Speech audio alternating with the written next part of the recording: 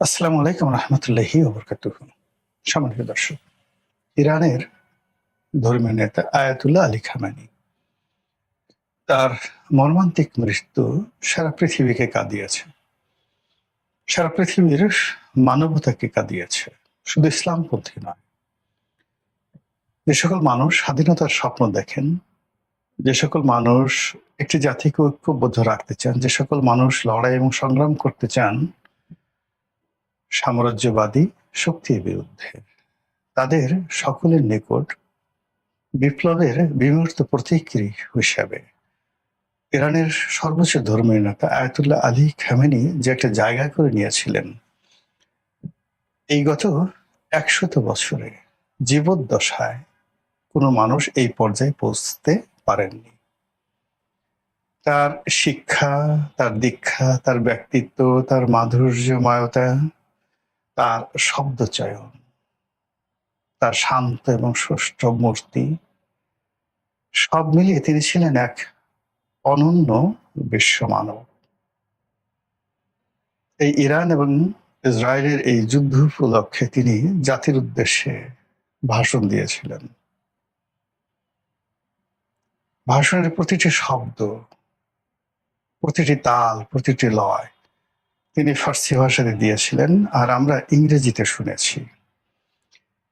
তার সেই ইংরেজি ভাষা সারা জীবন আমার কানে বাজতে থাকবে। এত সুন্দর ভাষা আমি কখনো শুনিনি। কি নেই সেখানে?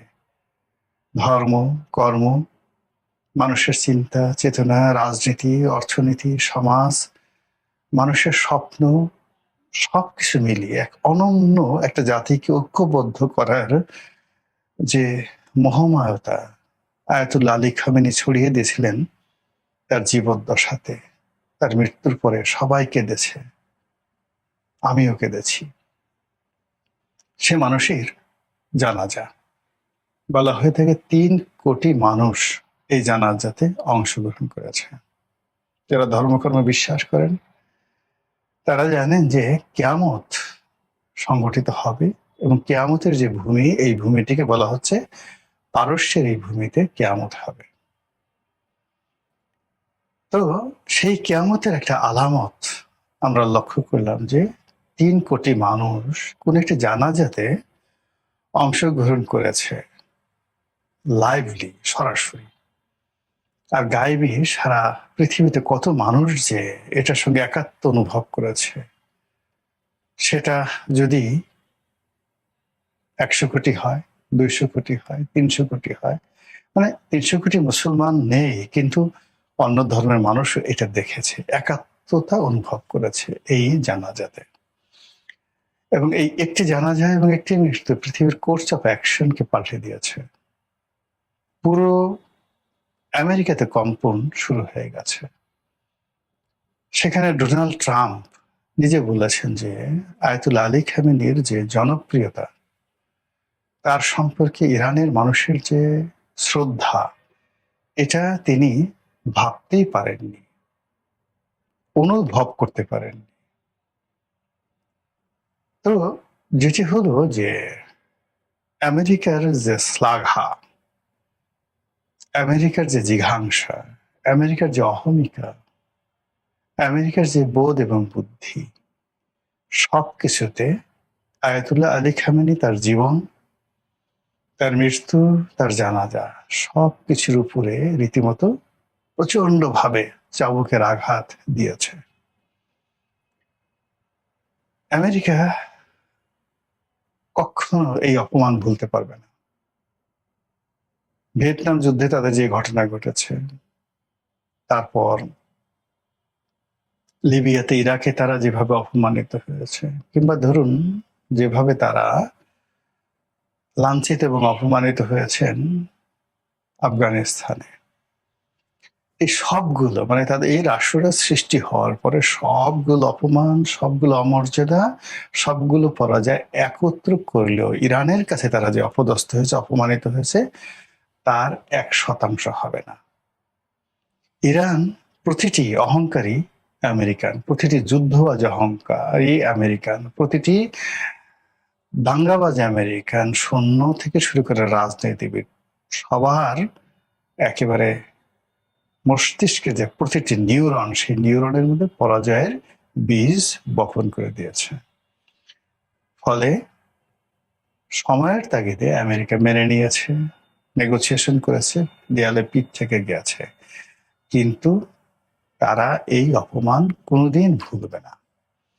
এবং শেষ সময়টা পর্যন্ত তারা একেবারে পতনের সর্বশেষ পর্যায় পর্যন্ত, যেভাবে ট্রয়ের সঙ্গে ট্রয় নগরী ধ্বংস হয়েছিল, মানে যেভাবে ইলিয়াড এবং অডিসি মহাকাব্য রচিত হয়েছিল ইরানকে নিয়ে, ঠিক এরকম ইরানের মাটিতে মহাকাব্য রচিত হবে, সেই শাহনামার মতো নতুন মহাকাব্য রচিত হবে।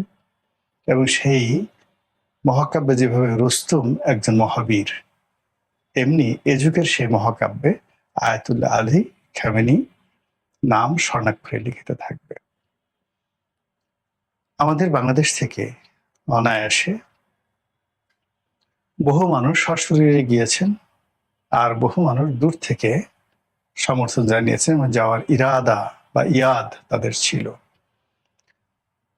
আমাদের স্পিকার মহোদয় সেখানে গিয়েছেন, ইরানের স্পিকারের সঙ্গে তার সৌহার্দ্যপূর্ণ বৈঠক চমৎকার হয়েছে। বাংলাদেশকে উদ্দেশ্য করে তারা কোরআনের একটি বিশেষ আয়াত তেলাওয়াত করেছেন, যে তেলাওয়াতে আমাদের জুলাই যে বিপ্লব, সেই জুলাই বিপ্লবকে, জুলাই আগস্ট বিপ্লবকে তারা সম্মান জানিয়েছেন।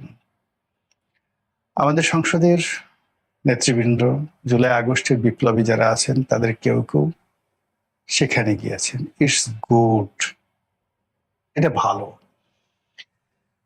কিন্তু সমস্যাটা যেটা হলো, সেটা হলো ইরান এবং আমেরিকার যে যুদ্ধ, সেই যুদ্ধের সময় আমরা আমাদের দায়িত্ব পালন করতে পারিনি।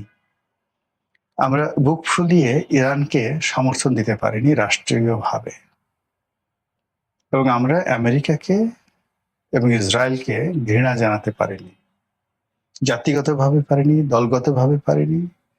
এবং আমরা বিভিন্ন সময় হামাসের পক্ষে, ফিলিস্তিনের পক্ষে বিশাল মিছিল করি, কিন্তু যে হামাস ইরান তৈরি করেছে, যে ইসরায়েলের বিরুদ্ধে ইরান যুদ্ধ করেছে, যে গাজাকে টিকিয়ে রাখার জন্য একমাত্র মুসলিম রাষ্ট্র যারা তাদের শেষ রক্তবিন্দু দিয়ে তারা লড়াই করে যাচ্ছে, সে রাষ্ট্রটির উপর যখন আমেরিকা এবং ইসরায়েলের জুলুম চরম পর্যায়ে পৌঁছে গেল, আমরা শব্দ করতে পারিনি। আর এই কারণে ইরানের অভিমান ছিল, ইরানের কষ্ট ছিল। ফলে যখন সাময়িকভাবে হরমুজ প্রণালী খুলে দেওয়া হলো, বাংলাদেশের একটা জাহাজ ওখান দিয়ে পার হচ্ছিল, সেই জাহাজটিকে ইরান আটকে রাখে, অনেক দিন পর্যন্ত ইরান আটকে রাখে। পরবর্তীতে যে কোনো কারণে এটা ছেড়ে দেয়। এখন ইরান বিজয়ী হয়েছে, আমেরিকা পরাজিত হয়েছে, আর আমরা বাঙালি সবকিছু ভুলে এখন তেহরানের দিকে ধাবিত হচ্ছি। ইরানকে ভালোবাসার চেষ্টা করছি, আয়াতুল্লাহ আলী খামেনির জানাজাতে উপস্থিত হচ্ছি। যে মানুষ জীবিত অবস্থায় হাহাকার করেছে একটু সহানুভূতির জন্য, যে মানুষ জীবিত অবস্থায় প্রাণান্ত চেষ্টা করেছে এই পৃথিবীর দিকে তাকিয়ে একটা নিঃশ্বাস নেওয়ার চেষ্টা করেছে, কে তাকে সমর্থন করে? কোন রাষ্ট্র তার দিকে বন্ধুত্বের হাত বাড়ায়, গোপনে তাকে সহযোগিতা করে? আমরা করিনি, আমরা করিনি। কিন্তু এখন তার মৃত্যুর পরে আমরা সদল বলে জানা যায় হাজির হতে, মানে যাকে বলা হয় রীতিমতো তেহরান ছুটে গেছি। এটি আমরা যে দুর্বলের শক্তের ভক্ত নরমের জম, এটা এই প্রথম প্রমাণিত হলো, নাম্বার ওয়ান। আর এতে কি আলটিমেটলি আমাদের কোনো উপকার হবে? কোনো উপকার হবে না। ইরান এরকম একটা নেশন, এরকম একটা জাতি, তারা আগামীতে সুপার পাওয়ার হিসেবে আসছে। তাদের এই যে যুদ্ধ বিধ্বস্ত দেশ, এই দেশটি পুনর্গঠন করার জন্য তারা আলটিমেটলি গোপনে এবং প্রকাশ্যে $300 বিলিয়ন, আমাদের টোটাল রিজার্ভ আছে এখন 37, তো তারা $300 বিলিয়ন ইতিমধ্যে আমেরিকা এবং তার মিত্রদের কাছ থেকে আদায় করার সকল ব্যবস্থা করে রেখেছে এবং টাকা তাদেরকে দিতে হবে। এবং ইরানের যে সকল অর্থ বিভিন্ন দেশে আটকা আছে, সেই অর্থের একটা বিরাট অংশ তারা গোপন এবং প্রকাশ্যে ছাড় করে নিয়েছে। ফলে এখানে আমাদের শ্রমিকদের জন্য একটা বিরাট বাজার হতে পারত। কিন্তু আমরা তো আমেরিকা দালাল, আমরা তো আমেরিকার কাছে আমাদের দেহ মন বিক্রি করে দিয়েছি। আমেরিকার কাছে আমাদের স্বাধীনতা সার্বভৌমত্ব কোন পর্যায়ে আছে সেই মার্কিন চুক্তির প্রতিটি ধারা বিশ্লেষণ করলে বোঝা যায়। আমরা আমাদের শরীর কিভাবে আমেরিকার কাছে বন্ধক রেখেছি তা আমাদের জাতীয় সংসদ যে চত্বর রয়েছে সেখানে দক্ষিণ প্লাজায় বাংলাদেশের মার্কিন রাষ্ট্রদূত ব্রেন্ট ক্রিস্টেনসেনের যে লেফট রাইট পদধ্বনি, তার জুতোর যে দাপট, এটা সংসদ চত্বরে যেভাবে পড়েছে, এর থেকে বোঝা যায় যে আমরা আসলে কোন পর্যায়ে আছি। এটা ইরান কখনো ক্ষমা করবে না, এটা লিখে রাখেন। কেন করবে না আমি বলি। ধরুন আমরা আলেকজান্ডারকে সবাই স্মরণ করি। আলেকজান্ডার পারস্য আক্রমণ করেছিল সম্রাট তৃতীয় দারায়ুসের জমানাতে। যেই যে এলাকা দিয়ে আলেকজান্ডার প্রবেশ করেছিল এবং যে সমস্ত লোকরা আলেকজান্ডারকে সহযোগিতা করেছিল তাদের ভিটে মাটি মানে বিরান করে দিয়েছে পারস্য জাতি, এবং এখন পর্যন্ত পারস্য জাতি আলেকজান্ডারকে ঘৃণা করে। এখন পর্যন্ত আলেকজান্ডারকে ঘৃণা করে। এই হলো একটা নেশন। তাদের একজন সম্রাট, সে ইউরোপ আক্রমণ করেছিল এবং সে পারেনি, প্রথমবার পারেনি। তিনি ছিলেন সম্রাট দারায়ুস। তো সেই দারায়ুস যেটা পারেনি, এবং সেখানে ওই যে ম্যারাথনের যে যুদ্ধ, সেই যুদ্ধে পারস্য বাহিনী পরাজিত হয়েছিল। এটার প্রতিশোধ নেওয়ার জন্য দারায়ুসের ছেলে 1 কোটি লোক নিয়ে, এর মধ্যে 53 লাখ সোলজার, পুরো ইউরোপ তছনছ করে ছেড়ে দিয়েছিল সম্রাট জার্কশেস। এই হলো ইরান। তো কাজেই সেই ইরান হঠাৎ করে আমরা সেখানে গেলাম, কাউমা করে কান্নাকাটি করলাম। Not like that. They will remember everything, they will remember. ফলে ইরানের এই যে নতুন অভ্যুদয় এবং সেখানে আমাদের যে অপরচুনিটি, এটি কতটা আসে আমি সন্দেহান। এক। অন্যদিকে যেটা হলো, এই যে আমরা ইরানের ওখানে ছুটে গেলাম অলনে ছাড়েন, এটা আমেরিকা কোনো অবস্থাতে স্বাভাবিকভাবে নিচ্ছে না।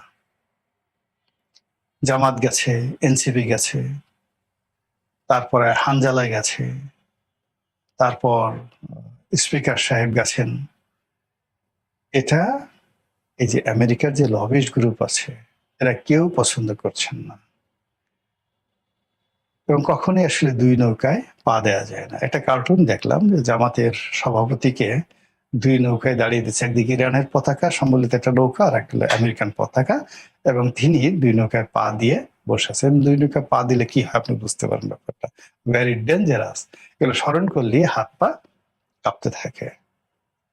এখন আমাদের দেশে যারা রাজনীতিবিদ রয়েছেন, বিশেষ করে এখন যারা ক্ষমতায় আছেন, ক্ষমতার কাছাকাছি আছেন, ক্ষমতা আসতে চাচ্ছেন, উইথ ডিউ রেসপেক্ট, সেটি হলো তাদেরকে আমেরিকার ইতিহাস পড়তে হবে আরো, এবং পারস্যের ইতিহাস পড়তে হবে, একই সঙ্গে চীনের ইতিহাসও পড়তে হবে। দ্য 5000 গ্লোরিয়াস ইয়ার্স অফ চীন একটা বই আছে বিখ্যাত, সেই সম্রাট শি হুয়ানটি থেকে এখন পর্যন্ত, সেটা পড়তে হবে। আদারওয়াইজ আপনি চীনকে মূল্যায়ন করতে পারবেন না। চীন ইজ নট, মানে বর্তমান প্রেসিডেন্টকে দিয়ে আপনি চীনকে বুঝতে পারবেন না। ও জাতির মধ্যে একটা ধারাবাহিকতা আছে। তারা একসময় ভারতবর্ষ আক্রমণ করেছিল, বহু বছর তারা ভারতবর্ষ শাসন করেছিল। কাজেই এত চীন, এই চীন আমাদের দেশে যখন হর্ষবর্ধন ছিলেন তখন এই চীনের পরিব্রাজকরা আমাদের দেশে এসছে, হিউয়েন সাং, ফাহিয়েন, আমরা বাঙালিরা কি কখনো চীনে গেছি, ২ কলম লিখেছি? ওরা তো আমাদের আসছে। এখন ওই ধরনের বাঙালির ইতিহাস পেতে হলে আপনাকে সেই ফাহিয়েনের কাছে যেতে হবে, হিউয়েন সাং এর কাছে যেতে হবে, ইবনে বতুতার কাছে যেতে হবে। বাঙালির ইতিহাস যদি আপনাকে পেতে হয় তাহলে সেই যাকে বলা হয় অন্যান্য যে সকল ইতিহাসবিদ রয়েছেন তাদের কাছে যেতে হবে। আমরা বাঙালিরা ১,০০০ বছর আগে আমরা কোনো লেখা আপনি পাবেন না। তো সেই দিক থেকে এই যে আমরা যে আচরণগুলো করেছি, অস্থির আচরণ করছি, আমরা অসংলগ্ন আচরণ করছি, আমরা আনপ্রেডিক্টেবল আচরণ করছি। ইরান যাচ্ছি, চীন যাচ্ছি, পাকিস্তান যাচ্ছি, আমেরিকা যাচ্ছি। যে আসছে তাকেই সবকিছু দিয়ে দিচ্ছি, ছেড়ে দিচ্ছি। আসেন আমার ঘরে আসেন, তুমি এসো, আমার ঘরে এসো। বাহিরে আর থেকো না। সংসদ খুলে দিলাম, গণভবন খুলে দেব, দরকার হলে বঙ্গভবন খুলে দেবো। বন্ধু তুমি আমাকে ভুলে যেও না, ছেড়ে যেও না। যখন তোমার বিপদ তোমাকে চিনব না, আর যখন তোমার সুসময় সঙ্গে সঙ্গে আহলান ওয়া সাহালান বললে তোমার কাছে ছুটে যাবো, আর তুমি আমার মতো বেকুব হয়ে আমাকে জড়িয়ে ধরবে। এই যে বাঙালির যে অথর্বতা, নির্জীবতা, সেই নির্জীবতা এই যে সামনের যে দিনগুলো আসছে, বৈশ্বিক যে পরিস্থিতি, জিও পলিটিক্স, আমাদের যে আঞ্চলিক রাজনীতি, সেই রাজনীতিতে এখন যারা ছড়ি ঘোরাচ্ছেন তারা সবাই দেখবেন যে নিজেদের চাবুক নিজেদের পিঠে তারা মারছেন। মহান আল্লাহ আমাদের সবাইকে হেদায়েত দান করুন এবং হেফাজত করুন। আসসালামু আলাইকুম ওয়া রাহমাতুল্লাহি ওয়া বারাকাতুহু।